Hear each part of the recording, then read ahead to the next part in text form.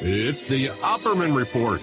Join digital forensic investigator and PI Ed Opperman for an in-depth discussion of conspiracy theories, strategy of New World Order resistance, high-profile court cases in the news, and interviews with expert guests and authors on these topics and more.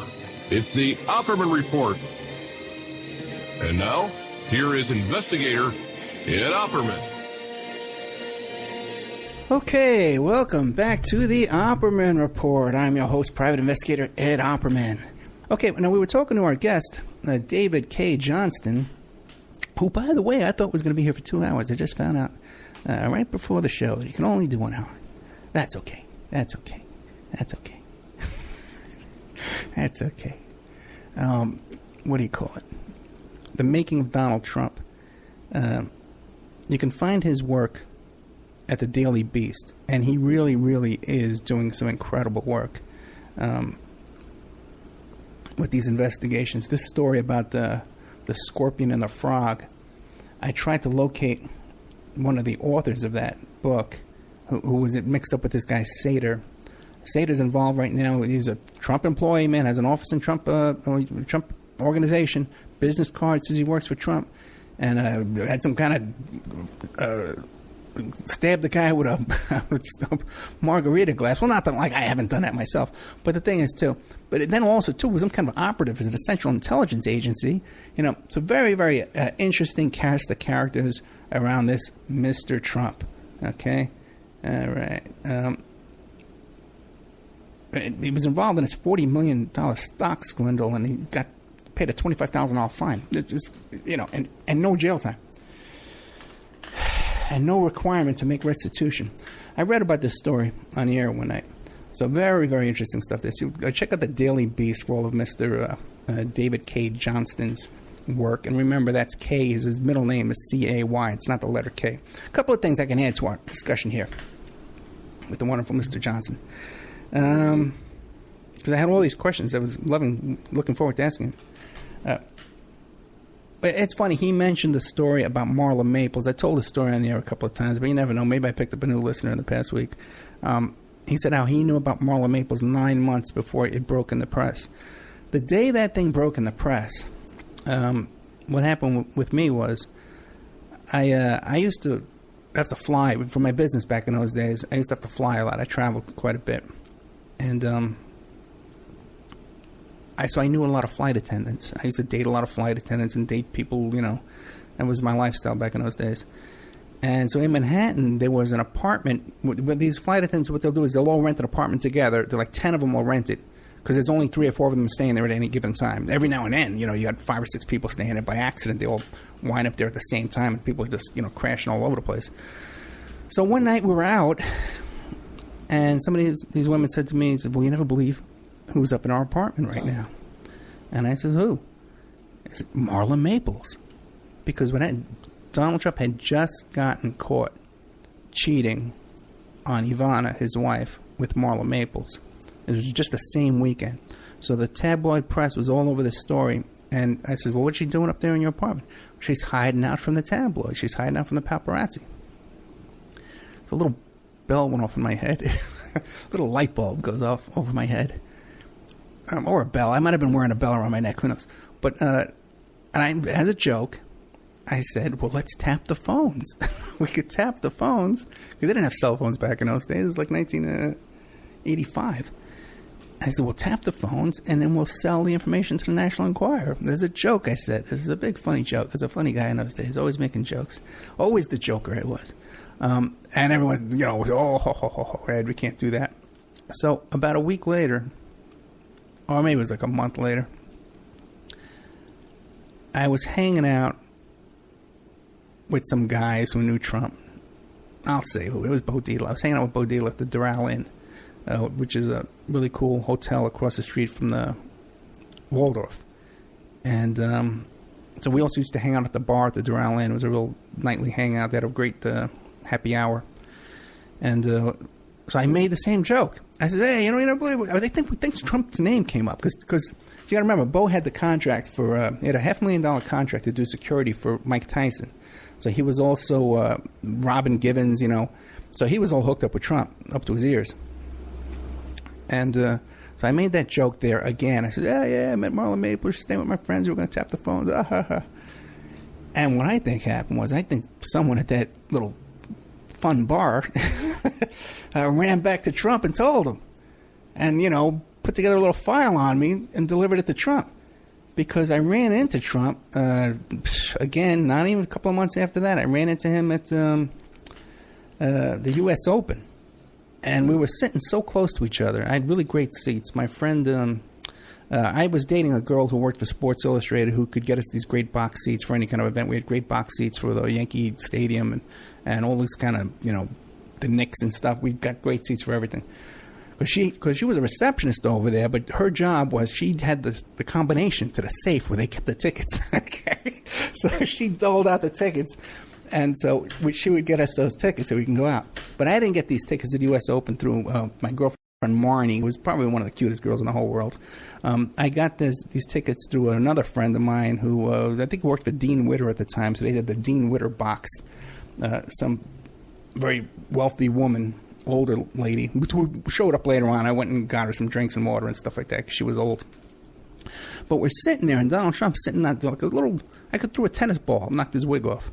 10 feet away, And what happened was he was giving me dirty looks. He instead of looking at the game, I don't think he looked at the match one time. He was there with a couple of models. Very interesting. There was this young blonde model and she had her sunglasses off the whole time when she was talking to Trump, and all flirting with Trump. And he was giving me dirty looks the whole freaking time. Every time I would turn my head in his general direction, he was staring right at me.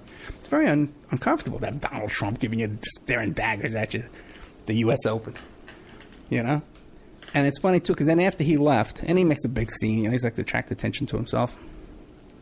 After he left, the girl who was flirting with him and had her sunglasses off the whole time suddenly put her sunglasses on and was standing there complaining to her other little model friend who was there with her. Okay, what's going on here? Okay, thank you. Okay, what else can I share with you on this wonderful Saturday afternoon? No, it's not a wig, but there is a as far as Donald Trump's hair, there is a chapter in Ivana's book about Donald Trump, where she says that he went and got a hair transplant, and he's never denied that. Okay, that was one of my brushes with Trump. Another of my brushes with Trump was, first of all, the Tyson homes on Staten Island. In Newdorp. We always called them the Tyson Projects. This was a Donald Trump property. It started with Fred Trump, and then Donald Trump took it over. We always thought these were projects because they looked like projects and they smell like projects. When you go into the projects, they have that funny smell. That's what the Tyson Projects were like. And this is where, and Newdorp was a nice neighborhood on Staten Island back in those days. But the Tyson Projects were there. Tyson Homes, actually. And that's where you would go. That's where the drugs were. You could buy drugs there. And that's where they had prostitution out in front. And it was just like a housing project. And if you go online now and you look up the Tyson homes, you can find their rental, they're still in business. You can find their rental website.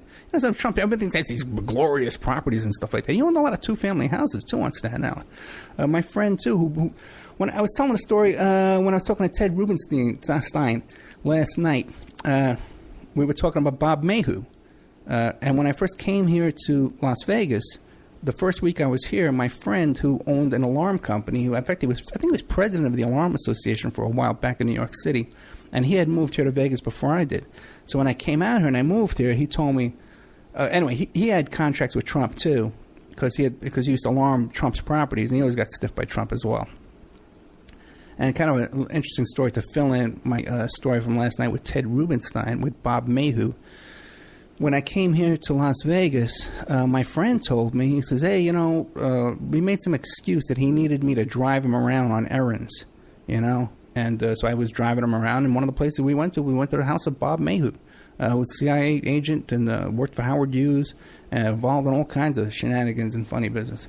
And he was involved here in doing collections and stuff and all kinds of work for the casinos here in Las Vegas. It's a big, giant company. And I realized later on, now I guess it was sort of like a job interview for me, that my friend took me to meet Mayhew, thinking that, hey, if I presented myself well, I would get a job or some kind of an opportunity through Mayhew. And I guess that never happened because Mayhew was a licensed private investigator here in Nevada, and so was his son Peter. Until just recently, his son Peter just died. Okay, but anyway, that's the story about the Tyson homes on Staten Island. So I had that connection to Trump with Marla Maples. Then also, too, when I sold my condo on Staten Island, I sold it to one of Trump's bodyguards. This guy named Calamari. Okay, like the squid, Italian squid. Okay, and I sold him my condo right before I moved here. Yeah, Trump does not pay his debts. Everybody knows that. As long as with Dish and Dirt, I'll tell that too. So anyway, this guy was one of Trump's alleged organized crime bodyguards. See, because Trump has a security force of cops. But at the time, way back in the late 80s, and before the... No. I sold that property in 2000. So I guess he still had some mafia guys walking around with him. They used to call him his walk-around man, this guy Calamari. And also, too, if you listen to the A.J. Benza, because A.J. Benza was a gossip columnist in New York City, and he got into a big beef with Trump because they both were dating the same girl. And so they had a big fight on the Howard Stern show one day, and A.J. Benza talks about this guy, Calamari, this jerk that I sold my condo to, who was a total jerk, this guy. We had a little incident. I might as well tell the story, right? Because we got to kill an hour anyway, thanks to David Cae Johnston of The Making of Donald Trump. Okay. Let me tell you what happened is when I was selling my condo to this character, because I was getting married that week too, so we needed the money to pay for the wedding, and then to get the money from the wedding gifts to, we'll have the money back.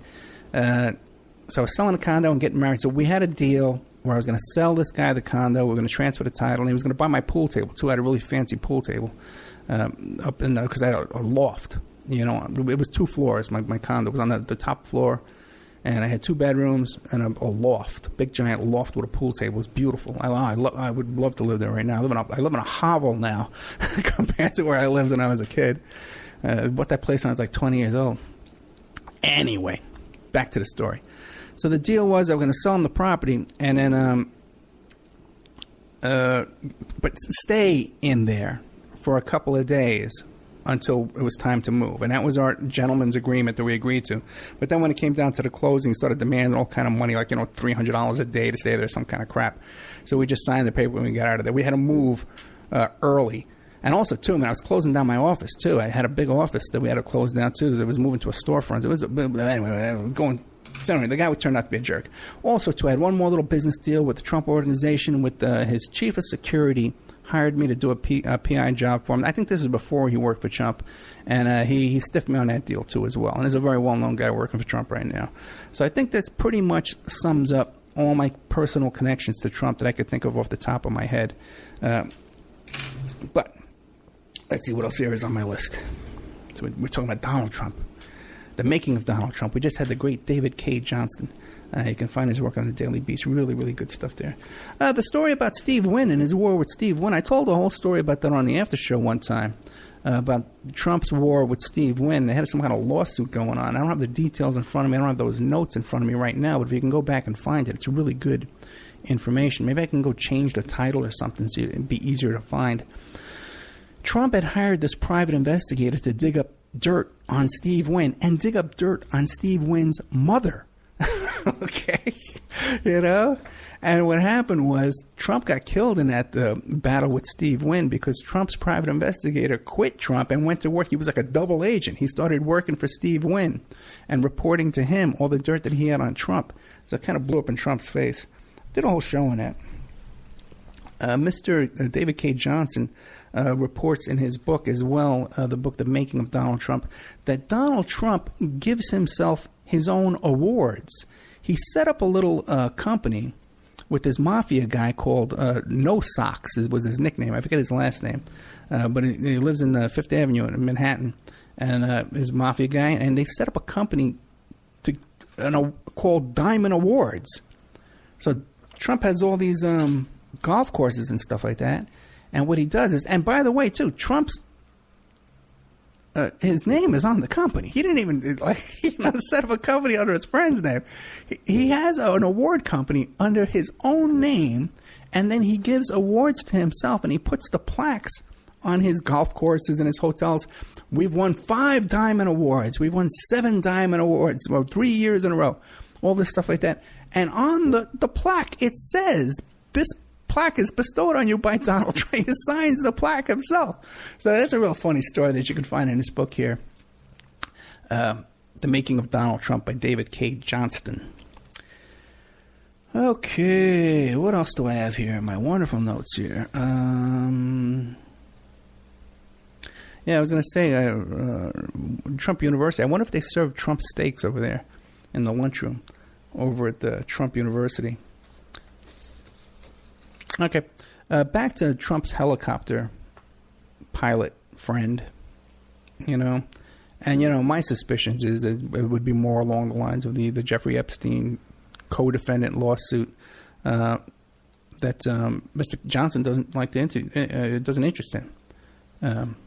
That Trump would be being sued for, raping a 13-year-old girl, and his co-defendant is convicted child molester, Jeffrey Epstein. He said it was his friend of 15 years. They lived next door to each other down there in Palm Beach. There's photographs of them together, him and Prince Andrew, the other one who's been pinned as molesting these little kids. Well, a lot of the victims of Jeffrey Epstein, too. We just found out last night when I was listening to Pierce Redmond, because he had the guy from Gossip Extra, I think it's called, website that's doing a lot of great investigation. They're from Palm Beach, and they do a lot of great work on the Epstein case. A lot of good stuff they're doing down there, a lot more than... But what we found out is a lot of these other girls that were molested by Epstein, because he was molesting 3 girls a day, according to his butler's testimony, that a lot of these other girls also worked at Mar-a-Lago. All this time I thought it was just Virginia Roberts. The one who's part of this big federal lawsuit is the one who worked at the folding towels over there in the ladies' locker room at Mar-a-Lago. But what we found out last night was that there's several girls who worked in that locker room that were plucked away from there by Epstein's pimp, Ghislaine Maxwell.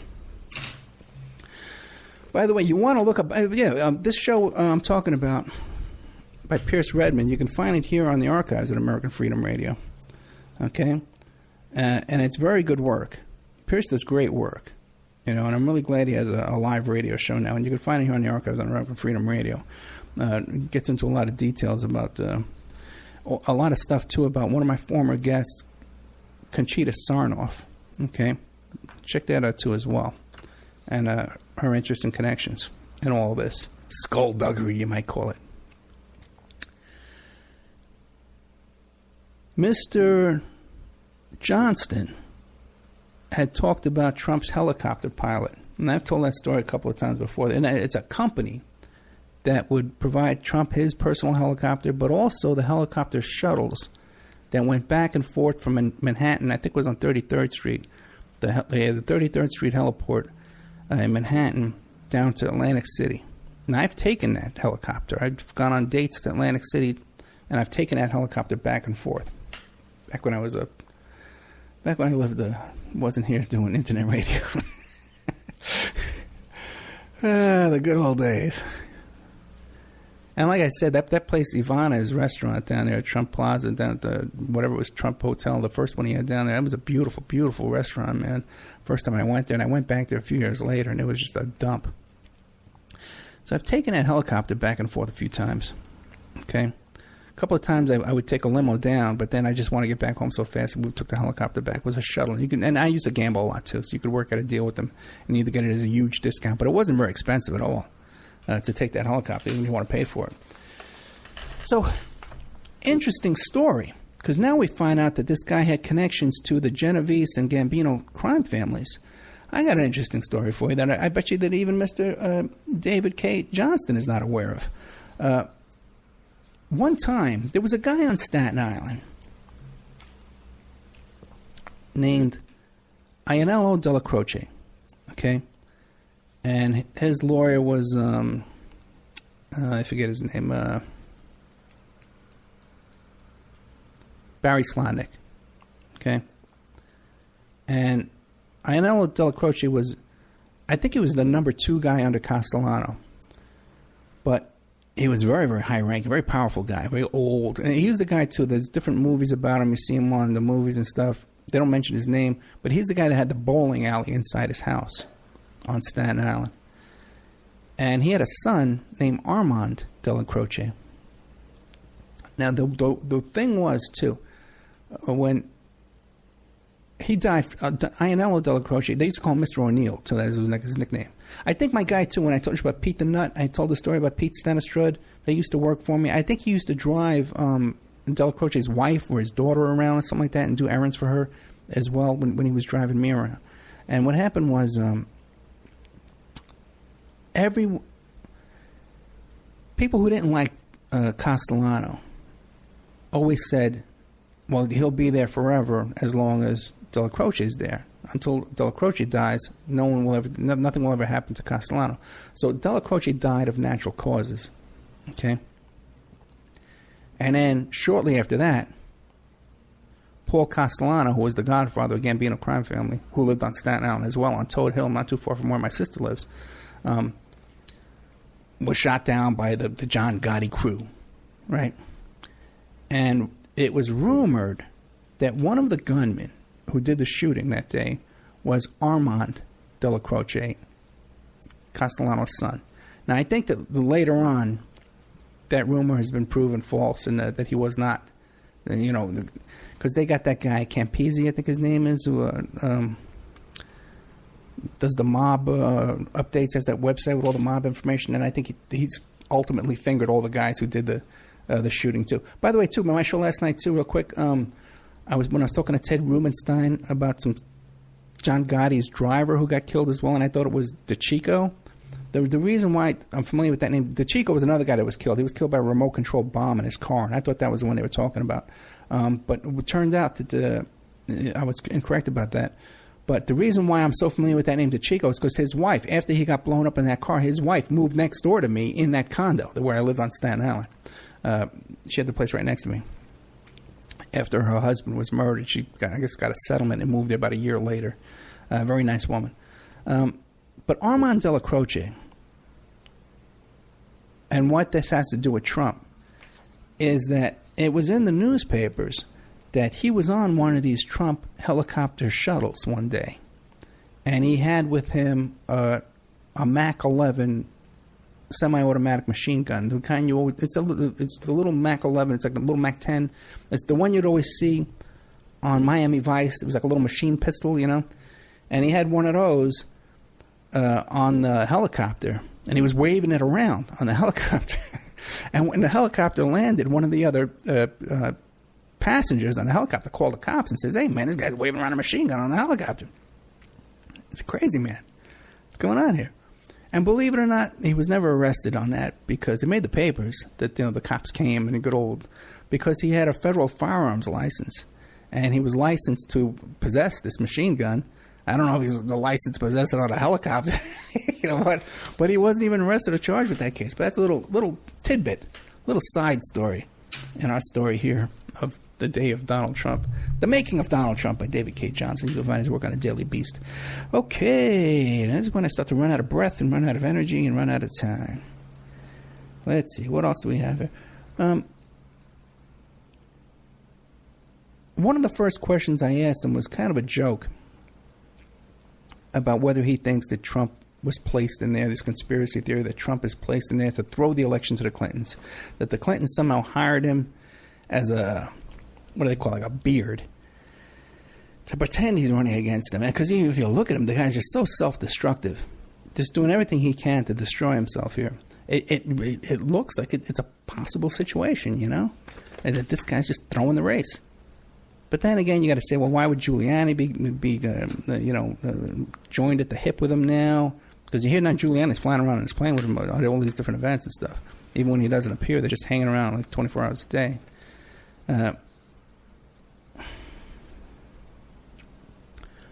But if you look at Trump, his original campaign manager was Roger Stone.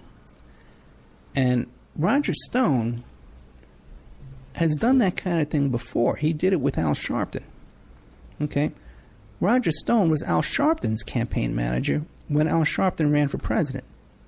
Now, there's a great series of... And I wanted to ask David Cae Johnston about that, but we didn't have time. Did I mention that, we were supposed to have 2 hours? Did I mention that? And then now I'm filling time with no notes? Doing not so bad, not having any notes, right, guys? I'd say so. They should double my salary here at the Optimum Report. I demand a raise, Danny. Okay. Danny's having a heart attack. Oh, no. That Optimum, I can't. Causing more problems for me. I gotta get rid of that guy.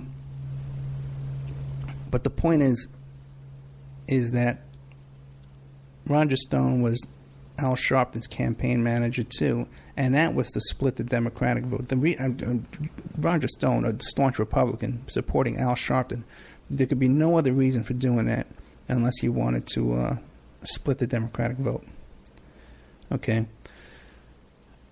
Another thing you might want to know historically, Jesse Jackson. See, Jesse Jackson used to split the Democratic vote too, and when he lost his race for president, he cut a deal with the Democratic Party where they paid for a plane for him, and they got his son a Senate seat for D.C. and stuff like that. So he negotiated with the Democratic Party like a little nice golden parachute, promising not to run again and split the vote if they would give him all these kind of payoffs. So Al Sharpton seems to have gotten a different kind of deal. As you know, Al Sharpton had a history of working for the FBI and being an FBI informant. And much more than an FBI informant, he worked undercover for the FBI, creating cases for the FBI. Again, against a lot of these same guys that Trump seems to be buddies with. And Al Sharpton, his girlfriend, had a place at Trump Tower in New York. In Trump Tower, where all this, the drama takes place here in this campaign. And that's one of the apartments, too, I believe. I'd have to go back and double-check. It's not in my notes because I don't have notes for this show. Is that that red phone was in the girlfriend's house there in Trump Tower. Al Sharpton had a red phone, okay, that when he picked it up, the FBI was on the other line listening to all his conversations and all his phone calls. He had a special phone just for the FBI. This is how deep this guy was working for the FBI. He was creating cases. He was wiretapping people, walking around and wiretapping people, not to get out of a case. See, a lot of people think it's because he was doing some kind of drug deal. He's wearing a cowboy hat, and he was negotiating his drug deal, and they caught him on that, and then he went to work for the FBI. Now, I don't have my notes in front of me, and I can't remember why, but when I really did the research on this, I did a whole show about Al Sharpton one night, just by myself, where I just did a report for you. I concluded that he had to be working for the FBI before that drug deal, that undercover DEA videotape sting on Al Sharpton. He had to be. Okay? And I'm convinced of that. Also, there's a great series of articles in the Village Voice about Al Sharpton working for the GOP. Okay? And if you really want to understand Al Sharpton and his connections with Roger Stone, you got to look at all that stuff. But now, what's Al Sharpton's relationship with Donald Trump? What could it be? Why are they so chummy? Go to Google Images, Trump and Sharpton. They're hooked, they're joined at the hip too, and they're getting along great. You can see their pictures, they're getting along like buddies. I think they're involved in some promotions together too. And Sharpton was always involved too in ticket scalping scams and stuff like that. We had that woman on, I forget her name right now, the one who was raped by the Godfather of Soul, James Brown. And she has a lot of first-hand information about Al Sharpton. She's still having problems with Al Sharpton to this day. Now, a lot of people who just hear me for the first time, haven't heard my show before. I come from New York City, and I was an activist when I was a teenager in New York City, and with the Yippies, but also too with all kinds of different leftist organizations back in New York in those days. And one of the groups we would have to coordinate with for marches and protests and stuff like that was the Action Network, whatever it's CAN it was called. I forget what it's called. Al Sharpton's organization. So I had met Al Sharpton many times. And Al Sharpton knew me by face, and he knew me. I guess he knew me by name too, because I ran into him again years later, and I'm convinced too that I'm on his wiretaps too, because I met him later on at another location that I can't talk about it because it's work related, but I met him there, and he had the briefcase with him, and that was the kind of meeting where he would have been making wiretaps too. So I'm convinced I'm on those wiretaps with Al Sharpton.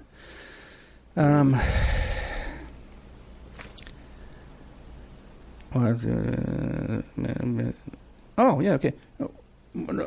I just funny. I read a question about Trump not paying his debts, and it reminded me about Al Sharpton not paying his debts. Al Sharpton was known for never paying his taxes. First of all, he doesn't pay them now at all. I don't think he has any even pressure to pay them anymore. But he used to have problems with not paying his taxes. But he never paid his landlord. His landlord, what that organization was afraid of him. And because, he had all these activists around him all the time, and all these thugs. And so he didn't have to pay his rent on his own. And his landlord was too afraid to evict him. So Al Sharpton's a real character. And if you look at the Village Voice series of articles about Al Sharpton and the GOP, he's been working for the GOP and the FBI his whole career. He's the one who brokered the deal to get Coretta Scott King at the Republican convention in the same skybox sitting next to George Bush and Barbara Bush. So this goes back a long, long time. I think Al D'Amato was the other one who he helped get elected. And he even said, too, when they asked him, oh, Al Sharpton, you run for all these offices and you never win. He says, how do you know? He says, you don't know why I run for these offices. You don't know what my motivations are. You don't know what I'm more, So a lot of stuff going on there with Al Sharpton. And even he kind of admits it all the time. So when you hear these theories about, hey, is Trump, playing a fake for the Clintons? He's got, he's got Roger Stone in there. So I don't know, man. I guess it's possible. Who really knows, though? Let's see how much time we got left. Losing my voice. Oh, okay. High sound coming from the speakers. Okay. Don King. Now, Don King, you can understand why Trump and Don King were buddies. Because of Donald Trump's boxing promotions. All of Tyson's Atlantic City fights took place at the Trump casinos down in Atlantic City. I used to go to all those fights. I was a huge Mike Tyson fan. And in fact, I ran into Trump there too. I saw him on an escalator one time. As a matter of fact, one time I was down there in Atlantic City. I forget which Trump property it was. It was the same one that had that Havana's restaurant, which I used to love. But on the escalator coming down was Donald Trump. Joe DiMaggio was on the escalator. And coming down the escalator was Kirk Douglas. Kirk Douglas on the escalator too. Kirk Douglas, Joe DiMaggio, and Donald Trump all on the same, coming down that escalator together down at Atlantic City. But what's his relationship with Don King besides working on these deals together? By the way, too, there was a real rumor going around, and I think it's been confirmed, that Trump was sleeping with Tyson's wife, Robin Givens. And like I said, I was friends with the guys who had the contract doing the security for Mike Tyson, getting paid $500,000 a year. And there was all kinds of skullduggery going on. And Robin Givens definitely took Mike Tyson for a ride, stole a lot of money from him, her and her mother. But during all that, she became really close friends with Donald Trump. And the rumor was that those two were making out together and doing the naughty things together. So who knows? I think it even came out in a book later on that was kind of confirmed. And I think Tyson believes it too, although Tyson endorses Trump and seems to believe that Trump would be a wonderful president. That's a great endorsement, right? One rapist, endorses another rapist, right? That's how these things work. One rapist endorses another rapist. But Don King, did you know that Don King is a convicted murderer? Did you know that? How many people knew? Let's see some hands. How many people knew that Don King is a convicted murderer? Don King used to be a bookie. I think it was Chicago, wherever he was from. And he was a bookie, and some guy owed him money. And Don King went there, and I think he beat him to death. And Don King was convicted of murder. And he was going to get, I think he got 12 years or something like that on that murder. But he got out of it because they had another hearing on a Saturday.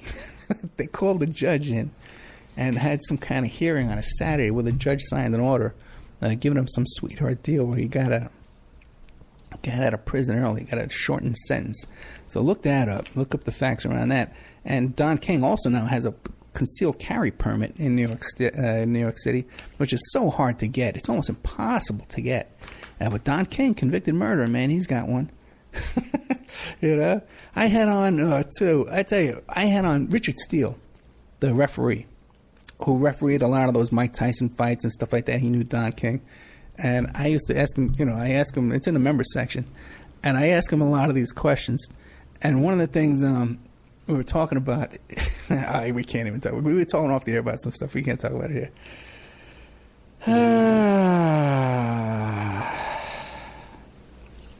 I'm really running out.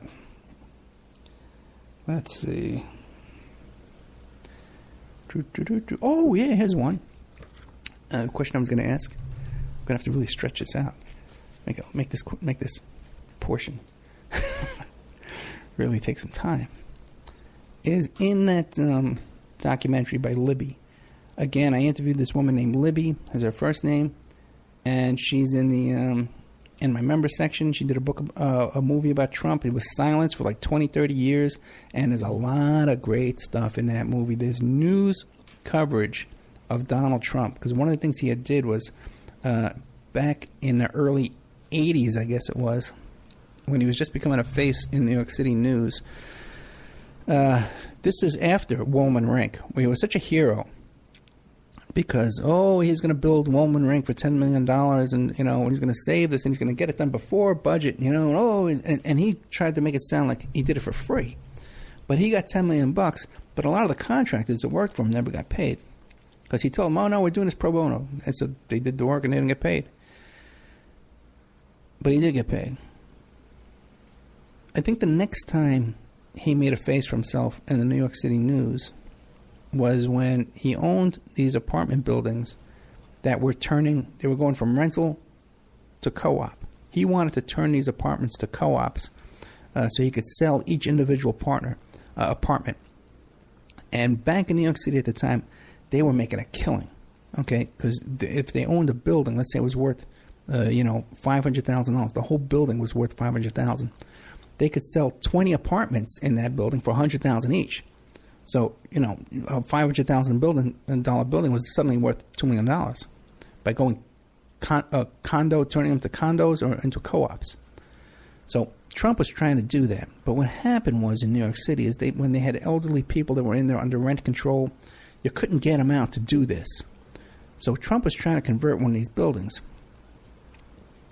And he was turning off the power, and he wasn't collecting the trash. So there was trash in the hallways, and people didn't have electricity. He was turning off the water. And they came and complained to him. And the news media says, hey, what's going on? You're trying to force his tenants out?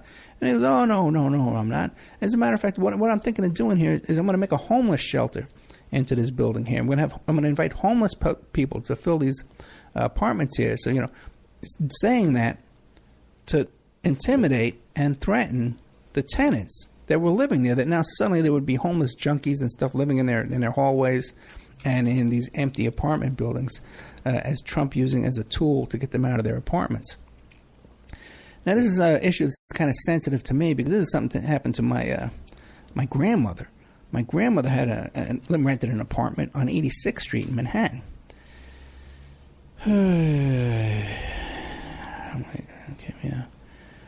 My grandmother rented an apartment, and it was one of these, they used to call them a railroad flat, right? Because when you'd come in the front door, and I remember when I was a kid too, their bathtub was in the kitchen, and it had like a lid that you can put over it. And I always wanted, I think I took a bath in there one time. They let me take a bath in there. And you had to heat the water up on the stove. Okay. And in this tub, I think I took one bath in this bathtub. But it was a railroad flat, they called it, because you walked in the front door and you had to walk. There was no hallway. You walked through first the living room, then you walked through the first bedroom, you walked through the second bedroom and the third bedroom. You walked right, had to walk right through to get to the last bedroom. There's no other way to get around there. So, and the landlord wanted to do that thing. They were turning it co-op or condo. They wanted to get my grandmother out of there. And they did a lot of harassment on her, too. So I'm kind of sensitive to that kind of issue about these. So that was one of the things in this documentary by Libby. And you could find her, my interview with her in the Opperman Report member section at oppermanreport.com. By the way, you'll find a copy of David's book there, too, in the Opperman Report bookstore.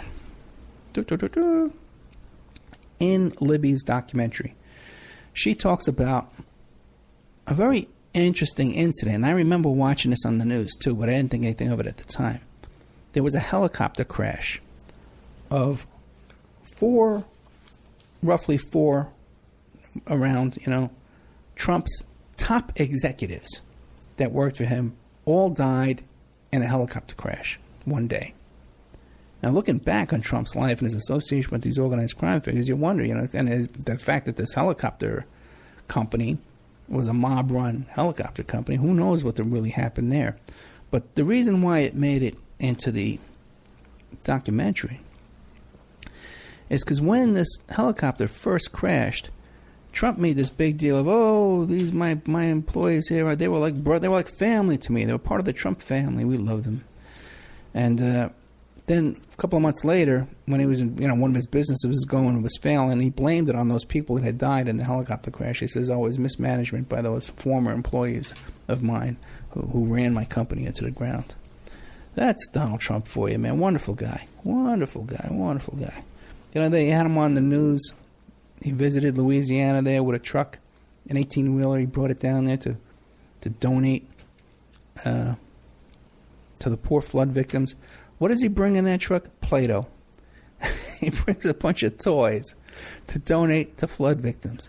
Because when you've been flooded out, you feel like playing with Play-Doh. That's what you want to do. And there was also, too, some watercolor paints, a little paint kit, like a toy paint kit you'd give to kids. Unbelievable, this guy. And then they show him unloading the truck. He's unloaded for 49 seconds, and then he gets back in his... the guy owns a helicopter. He's hooked up with this helicopter. He's got helicopters. He can't say, hey, man, I'll loan you guys some helicopters that will go rescue people off their roofs. Can't do that? Why not? For a couple of days? Give me a break. Got a question from the chat room. Ed, what do you think about his kids?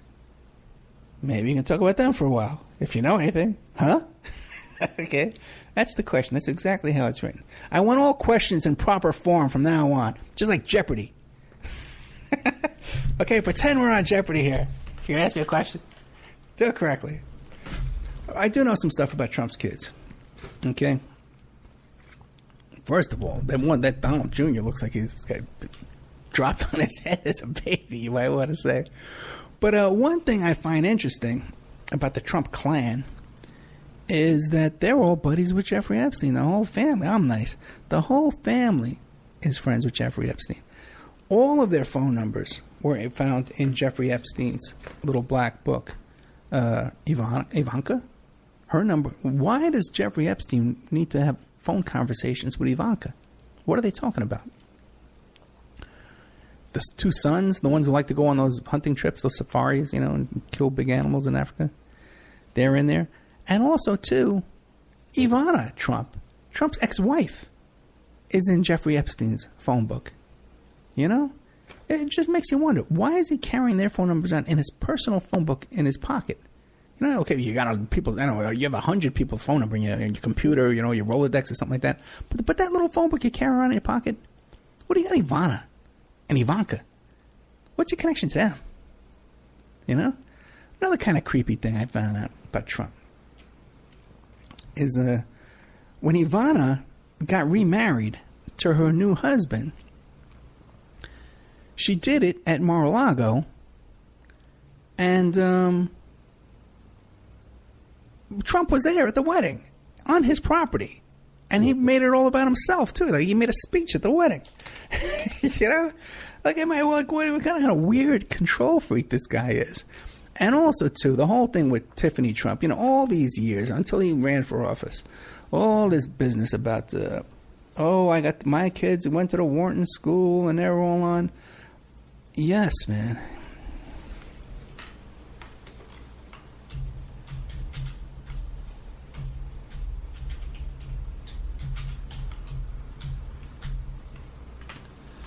Okay. On all these shows about The Apprentice, right? He makes this big deal about how his kids went to the Wharton School and they all work in his businesses and stuff like that. The one you wouldn't even think this kid existed is Tiffany Trump. Because until this election, right? And she spoke at the convention. You can tell she's not, hasn't had the same upbringing as the Trump sycophants of his family there. You never heard of Tiffany Trump. And the word it was because Tiffany Trump and her father had no relationship. She was raised by Marla Maples. Okay? See, Marla Maples was his second wife. All right? He was married to Ivana. He cheated on her with a million women, but he got caught cheating with Marla Maples. Wound up marrying Marla Maples. Marla Maples had Tiffany Trump and raised Tiffany Trump in California. I think Marla Maples is going to be on the next Dancing with the Stars, too. That's not a joke. She really is. So Trump lived in New York. Tiffany Trump was raised in California. How often could he have seen her when she was being raised? His daughter, flesh and blood, And it didn't appear that they had any kind of a relationship.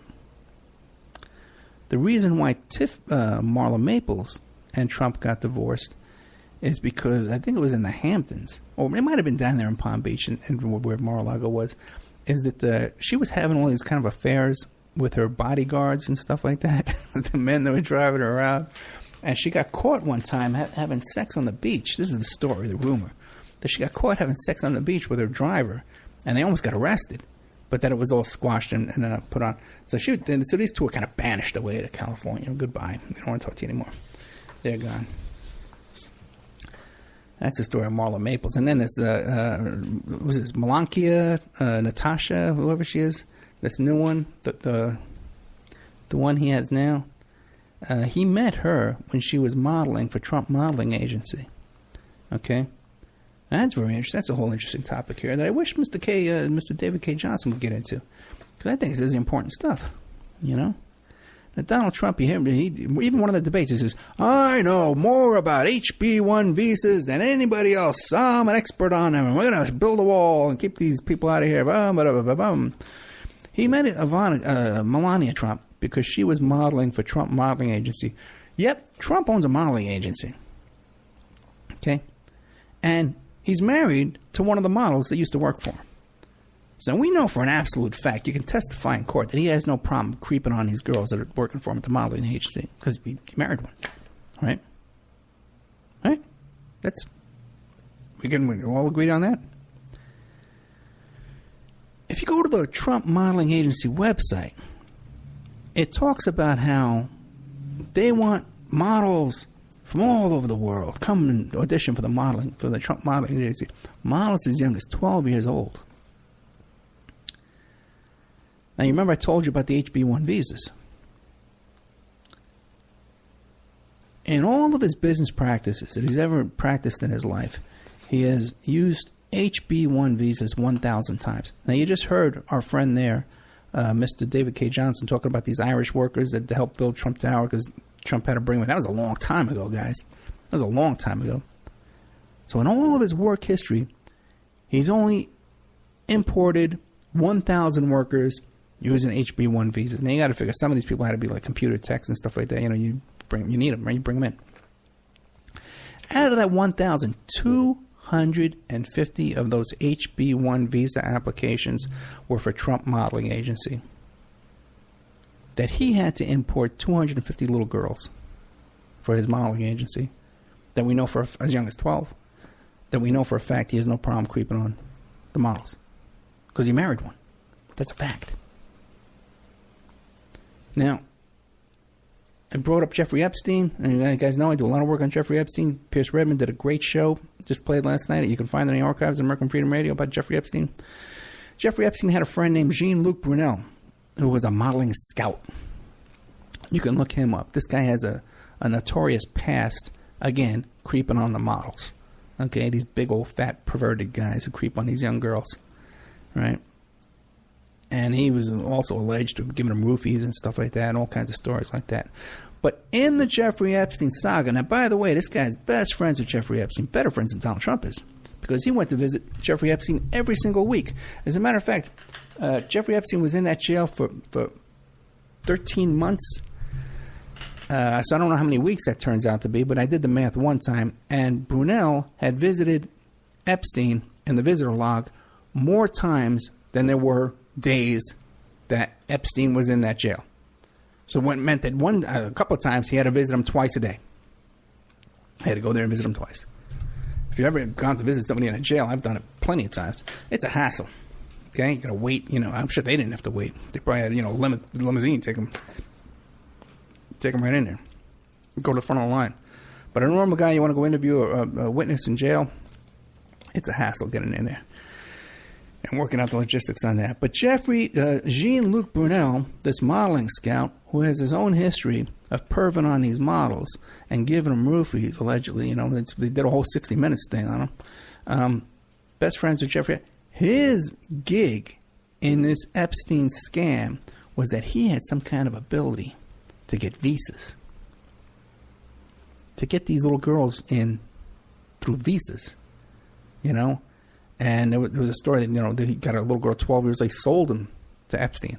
Then he brought in a plane load of French teenagers, right, for a birthday party for Epstein and sent them back the next day.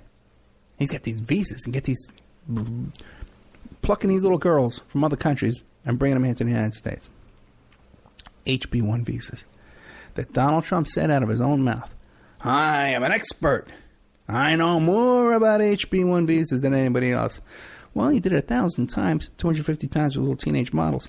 But is that enough to declare that you're an expert? Unless maybe you've been chatting with a guy like Jean-Luc Brunel, okay, who's also an expert on these little teen models. Now, I wanted to do a show about Brunel, so I started snooping around, you know me. And I snooped around with I'm exhausted. Did an hour live last night, guys. Plus, I taped shows yesterday afternoon. I just did an hour. I wasn't expecting to do an hour live myself. And I got to produce a couple of guys. I'm exhausted.